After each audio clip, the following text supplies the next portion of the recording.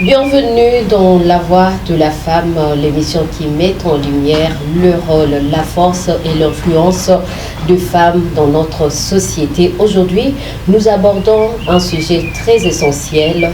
La femme sage bâtit sa maison. Comme vous me voyez, je ne suis pas seule.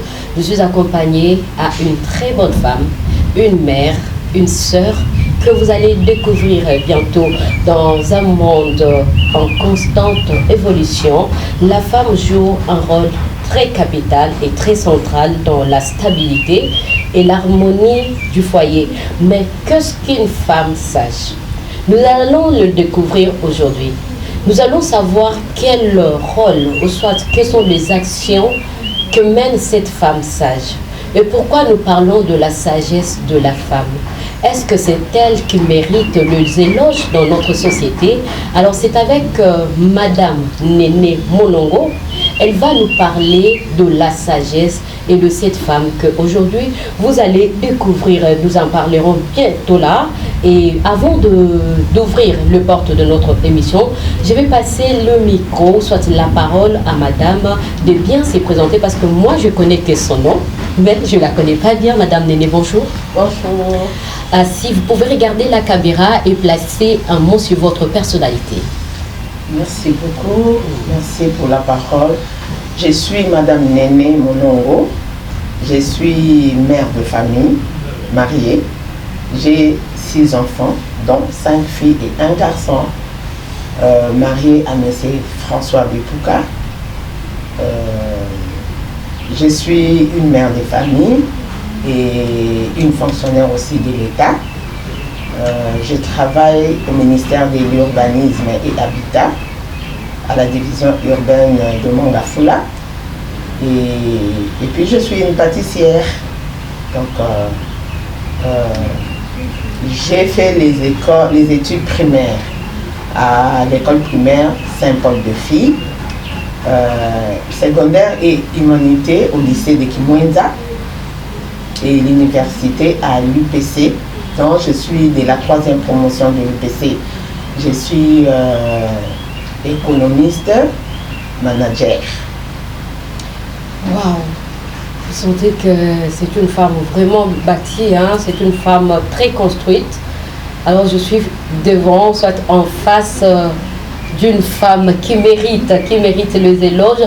Là où vous nous suivez déjà à la maison, approchez-vous parce que vous allez découvrir beaucoup de choses. Comment, par son attitude, son discernement et ses actions, peut-elle bâtir et préserver son foyer, non seulement au sein de sa famille, mais aussi dans la communauté. Madame Néné, merci beaucoup pour votre présentation.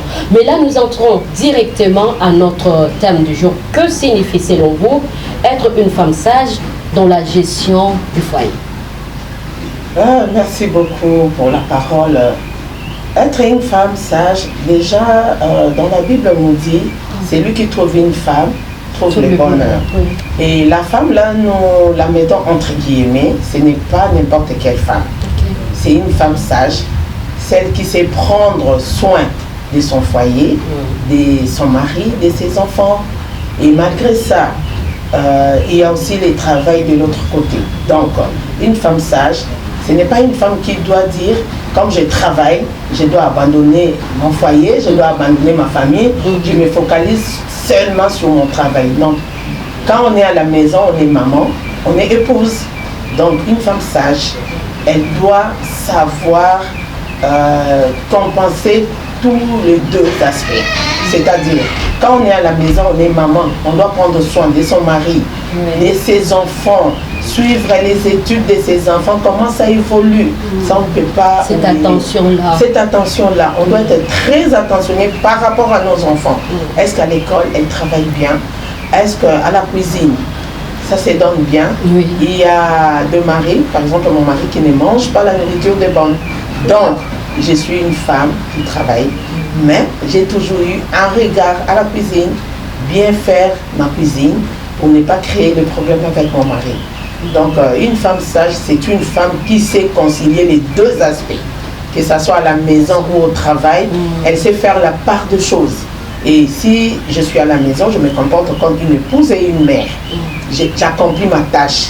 Quand je suis au bureau, je travaille parce que je dois aussi donner les meilleurs de moi-même pour que je sois bien cotée par mes chefs. C'est pas ça qui s'est réveillé le matin et dit à son mari, dans un arrêtage, je pars, que la bonne te prépare le thé. Hein. Non, alors, moi, comment vous voyez ces femmes-là? Ce n'est pas une bonne chose. Ce n'est pas une bonne chose. À moins que ça soit vraiment une urgence. Bon, il m'est arrivé plusieurs fois, là où je travaille, je vais en mission. Et quand je vais là, je ne suis pas en mesure de prendre soin de mon foyer. Mais de loin, là où je suis, j'appelle tous les jours pour savoir comment ça évolue. Dieu merci, mes filles ont déjà grandi. Il y a une qui a fini l'université. Il y a 2 autres qui sont encore à l'université. Donc, elles savent déjà, si maman n'est pas là, comment on doit la remplacer. Donc, en tant que mère, quand je suis là avec les enfants, je leur montre déjà comment on doit faire les choses. Si maman n'est pas là, toi tu es là, tu es la grande, c'est toi Ange qui dois prendre les devants, tu dois faire ça, tu dois faire ça, tu dois faire ça. Et c'est ça. Et quand je suis là sur place, je prends les choses moi-même. Mais tout en leur montrant aussi ce qu'elles doivent faire parce que demain ou après-demain, elles seront aussi obligées de se marier. De se marier et faire pareil comme moi. Alors, Madame Néné, quels sont les principaux défis auxquels une femme fait face lorsqu'elle veut bâtir? Enfin, et déjà, vous préparez vos filles. Et peut-être d'autres filles n'ont pas eu cette chance d'être encadrées jusqu'à un certain âge par leur maman. Alors, quels sont ces défis-là pour construire un foyer très solide? Merci beaucoup. Il y a plusieurs défis à relever. Il y en a plusieurs. Bon, je peux dire, moi j'ai eu la chance, en grandissant bien sûr, en étudiant aussi, j'ai eu la chance d'appartenir dans des groupes, surtout des églises, de l'église. J'ai eu la chance de suivre certaines formations et je suis devenue moi-même aussi une formatrice. Et j'avais peut-être oublié aussi de les signaler, je suis une éducatrice à la vie. J'ai eu à suivre des formations auprès de la sœur Betty Brook. Et aujourd'hui, je suis aussi sollicitée par-ci par-là pour donner des formations concernant l'éducation à la vie. Donc, il y a plusieurs défis à relever, surtout auprès de nos filles. Je vais commencer avec nos filles. On doit montrer à nos filles comment elles doivent se prendre aussi en charge. Comment elles doivent se prendre en charge. Il ne faut pas suivre toujours ce que les autres font. Moi, j'ai ma grande fille, Ange. Elle a fini à l'UPC comme moi, en économie aussi. Et aujourd'hui, là, elle fait ses histoires, elle vend ses histoires en ligne. Et en tout cas, il y a une très grande progression. Auparavant, elle travaillait avec ses amis. Mais moi, je lui ai toujours dit, il faut dans la vie chercher à être indépendante. Donc, c'est ça que je lui ai dit. Et aujourd'hui, je lui jette des fleurs.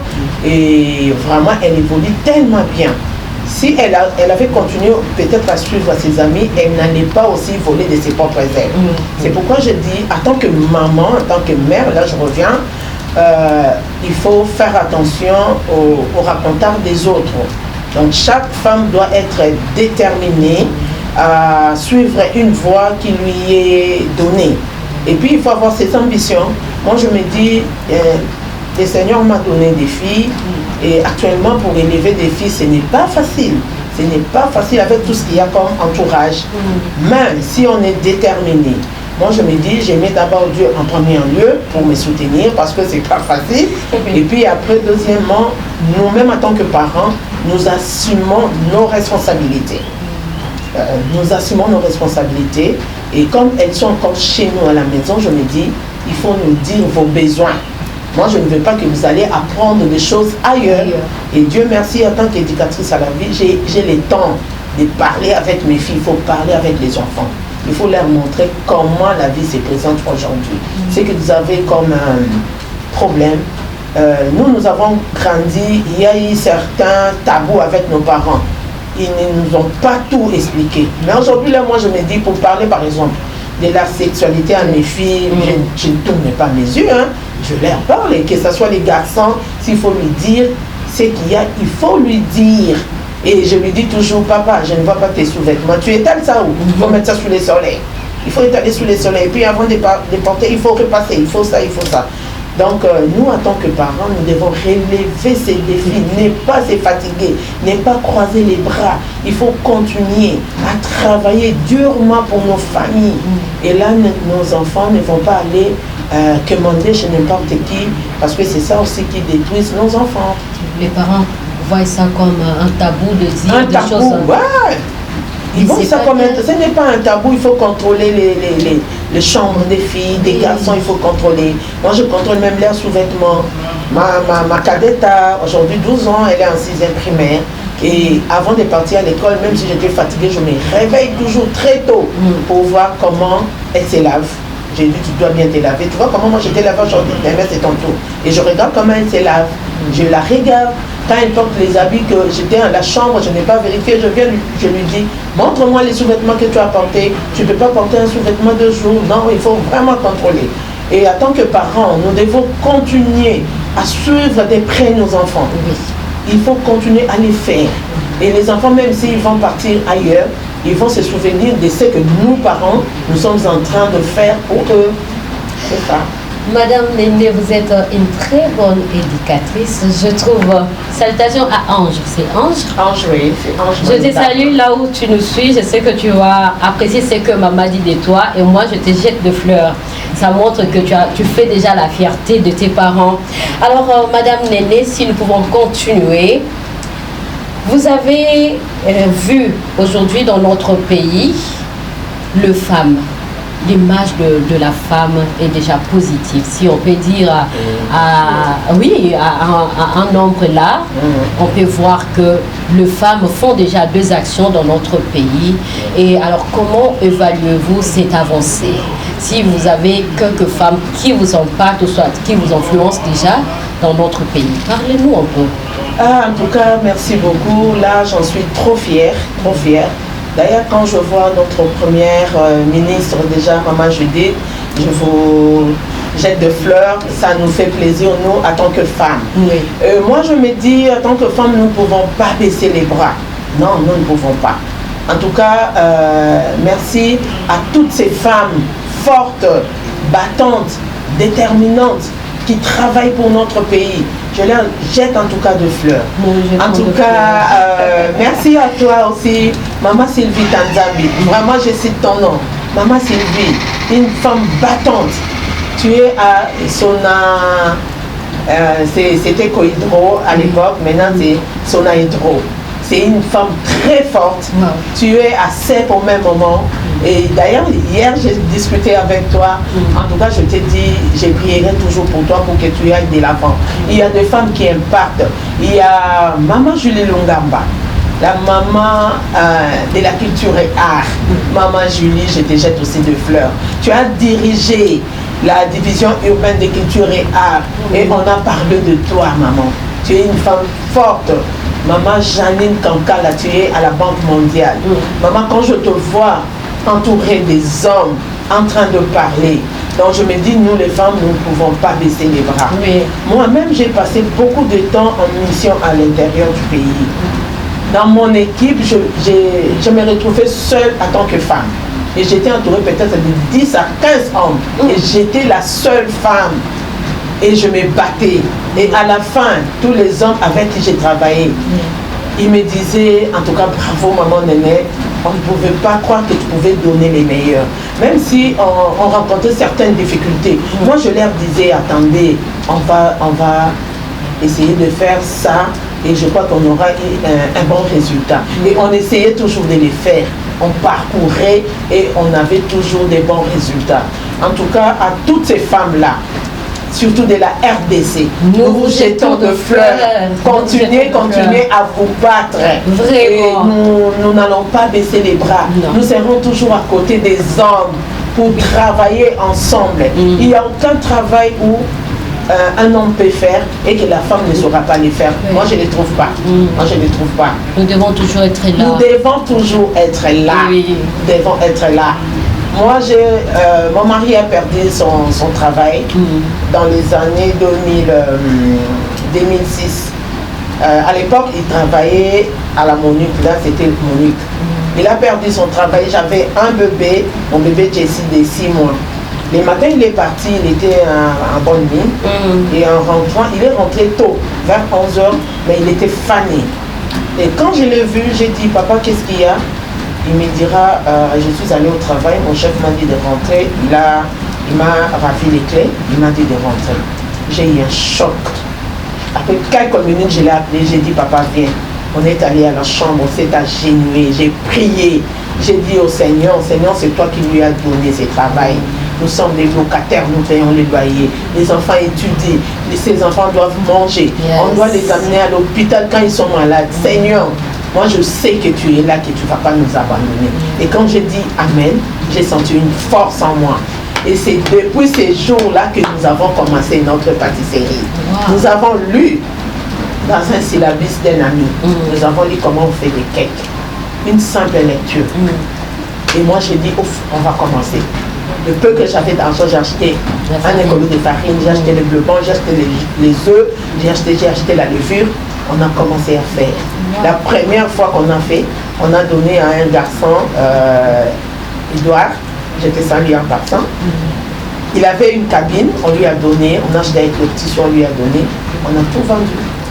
Et les lendemains, on a acheté des écolos, les lendemains 3, 4, on a commencé à acheter jusqu'à 20 à 50 sacs de farine. Et c'est parti. Bravo. Et jusqu'à aujourd'hui, j'ai une pâtisserie chez moi. Une manifestation de mariage, d'anniversaire. Maman Néné est là. Et vous ne serez jamais déçus. Merci beaucoup, Maman Néné. Je vous rappelle que nous parlons de la femme sage bâtit sa maison. Et vous comprenez que la femme sage, c'est aussi cette femme-là qui sait prier, qui sait déchaîner son foyer avec la prière. Partant de manque de travail de son mari, maman a ouvert une autre porte pour sauver quand même sa famille. Et voilà, madame, nous chitons. Est-ce que vous pouvez nous parler, ou soit quel message aimeriez-vous adresser aux femmes qui se découragent face aux défis financiers? Parce que vous avez un peu d'argent. Vous avez au moins quelque chose pour débuter votre pâtisserie. Mais ces femmes-là qui n'ont rien, comment vous pouvez le conseiller? Quel message vous pouvez lancer à ces femmes-là? Merci beaucoup. En tout cas, chère maman, chère femme, moi je me dis, avec un petit rien, on peut commencer à faire quelque chose et le lendemain, on va parler de vous. Quand j'ai dit on a commencé avec un écolo de farine, ça ne coûtait pas grand-chose. C'était un petit rien. Et je me dis toujours, les femmes, si vous apprenez que quelque part il y aura une formation, n'hésitez pas, il faut y aller. Il faut y aller, il faut toujours apprendre. Il faut toujours apprendre. Moi, je travaille. J'ai une pâtisserie chez moi à la maison. Mais quand tu viens chez moi, j'ai un petit champ de pondou. J'ai un petit champ de pondou. J'ai des histoires. Parfois, je peux avoir quelque chose. J'achète des pagnes en ville à un prix quelconque. Et quand je viens, je vends. J'ai $1, $2 de bénéfices. Je peux tourner et je peux avoir quelque chose. Il suffit de suivre d'abord des formations. Il y a des formations, des fabrications des bactéroles, des fabrications des galettes, comment on fait des galettes. Donc il suffit d'abord d'apprendre. Si tu apprends et que tu es vraiment déterminé, tu y auras toujours un peu d'argent pour commencer une activité. Ça ne demande pas d'avoir beaucoup de millions, non. Avec le peu que vous avez, si vous avez déjà une tête bien faite, en tout cas là, vous allez apprendre à faire quelque chose dans votre vie. Maman Néné, je suis vraiment satisfaite. Ces premiers numéros de notre émission La Voix de la Femme étaient pour moi bénéfiques et je sais que vous aussi c'était pour vous bénéfique parce que c'est avec ces conseils de Maman Néné que nous clôturons pour ce premier numéro de notre émission. Et ça vous donne déjà envie de participer dans notre émission La Voix de la Femme. Ici, nous recevons pas seulement que les femmes, mais aussi les hommes avec qui nous pouvons parler des orientations féminines et d'autres impacts de femmes dans notre pays. Alors, si vous voulez participer à notre émission La Voix de la Femme, vous allez nous écrire sur les numéros qui vont s'afficher juste en bas, sur la barre d'affichage, et vous allez nous écrire, nous allons vous répondre et vous accueillir prochainement. Merci beaucoup. Je suis Précieuse Pétou à la présentation. Et j'étais avec Maman Néné Monongo, qui nous a vraiment bien conseillé, surtout nous, les femmes. Surtout nous, les femmes de cette génération Pro Max. Suivez ces conseils et ça va nous aider à bien construire nos foyers. Je suis encore célibataire et donc avec ces conseils, je vais bien construire mon foyer. Merci beaucoup, Maman Néné. Merci à vous. Merci d'être venu, d'être passé à Miss Happy Voice TV. Je salue notre ADG, Papa Adélar Néné. Je salue la rédaction de Miss Happy Voice TV, Goma et Kinshasa. Je salue celui qui rassure derrière la caméra, Maurice Molilo. Il est là, derrière nous, et je lui salue. Et à vous tous qui nous suivez partout où vous vous trouvez, dans vos familles, à la maison, au bureau, dans les hôpitaux, je vous salue et que Dieu vous bénisse abondamment. Merci beaucoup. À la prochaine. Merci beaucoup. Merci.